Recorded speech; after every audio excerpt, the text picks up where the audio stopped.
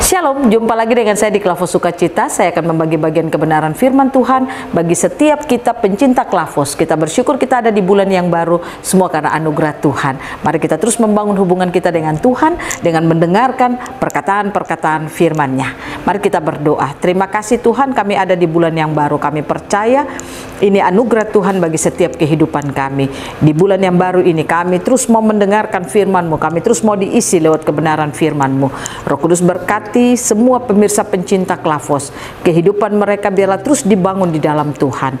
Di dalam nama Tuhan Yesus kami siap mendengarkan apa kata firman Tuhan. Amin. Bagian kebenaran firman Tuhan, Kolose pasal 3 ayat yang ke-23, demikian bunyinya. Apapun juga yang kamu perbuat, perbuatlah dengan segenap hatimu seperti untuk Tuhan dan bukan untuk manusia. Demikian jauh pembacaan firman Tuhan. Pemirsa Klavos yang diberkati oleh Tuhan, kita bersyukur kita ada di bulan yang baru ini.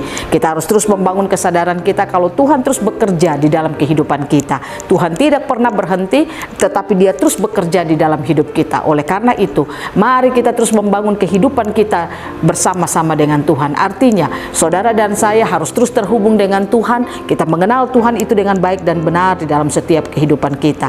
Karena dengan mengenal Tuhan dengan baik dan benar di sepanjang perjalanan hidup kita, memampukan kita untuk melakukan hal-hal yang baik dalam hidup kita. Kita belajar lewat kebenaran firman Tuhan. Paulus mengajak jemaat di Kolose. Dia katakan kepada mereka ayat yang ke-23, apapun juga yang kamu perbuat, perbuatlah dengan segenap hatimu seperti untuk Tuhan dan bukan untuk manusia. Artinya Paulus mau katakan kepada jemaat Kolose, mereka yang sudah mengenal Tuhan, dia katakan bahwa apapun yang mereka lakukan di dalam seluruh kehidupan mereka, baik terhadap kehidupan keluarga mereka, suami, istri, anak-anak, bahkan saudara bersaudara, bahkan kehidupan teman berteman, dia mengajak mereka bahwa apapun yang mereka lakukan bukan untuk manusia, tetapi mereka melakukannya untuk Tuhan. Pertanyaannya, bagaimana kita bisa mengasihi sesama kita? Bagaimana kita bisa melakukan yang terbaik bagi sesama kita kalau kita tidak memiliki pengenalan akan Tuhan? Oleh karena itu, dengan mengenal Tuhan itu dengan sungguh-sungguh dalam hidup kita, memampukan saudara dan saya dapat melakukan segala sesuatu di dalam hidup kita bukan untuk manusia, tetapi untuk Tuhan. Saudara, mungkin saudara pernah mendengar kata ada orang suka melakukan segala sesuatu hanya untuk menyenangkan hati manusia, membuat manusia itu menjadi terkagum-kagum dengan dirinya, membuat manusia itu membangga-banggakan hidupnya, bahkan memuji-muji dirinya. Saya katakan kepada saudara, kalau apa yang kita lakukan hanya untuk menyenangkan hati manusia, maka sudah pasti tidak akan berkenan kepada Tuhan.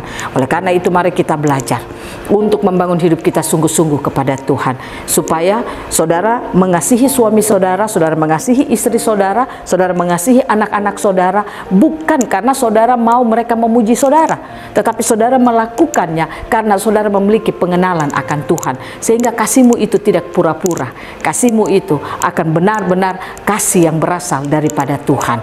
Nah, oleh karena itu, mari kita bangun kehidupan kita dengan Tuhan. Hari-hari ini ada banyak keluarga Kristen ada dalam berbagai macam kehancuran. Keluarga Kristen diintimidasi dengan hal apapun yang terjadi dalam kehidupannya. Nah, oleh karena itu, supaya kita yang hidup di dalam kehidupan keluarga ini, kita mampu mengasihi satu dengan yang lainnya. Bukan saja keluarga di dalam keluarga kecil, ayah, ibu, dan anak-anak, tetapi lebih daripada itu, dalam satu persekutuan kita adalah keluarga besar Allah. Mari kita belajar untuk bisa saling mengasihi satu dengan yang lainnya. Bagaimana supaya kita dapat hidup tidak berpura-pura, tetapi hidup sesuai dengan apa yang diinginkan oleh Tuhan.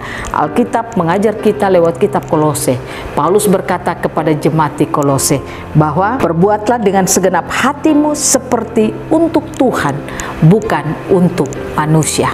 Dengan demikian, maka semua yang kita buat dan lakukan sudah pasti akan menyenangkan Tuhan. Artinya apa yang kita buat kepada sesama kita bukan kepura-puraan, tetapi karena kasih, karena kita punya pengenalan akan Tuhan. Itu yang membuat kita mampu menyatakan kasih bagi sesama kita. Belajarlah untuk menghargai satu dengan yang lainnya. Belajarlah untuk mengasihi satu dengan yang lainnya.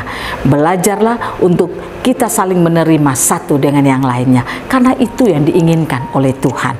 Saya percaya kalau kita dapat melakukan semuanya itu dalam hidup kita, sukacita, damai sejahtera Tuhan akan ada di dalam kehidupan persekutuan keluarga kita masing-masing. Dan kalau itu terjadi, Alkitab mencatat dalam Mazmur 133, kesanalah Tuhan memerintahkan berkat-Nya.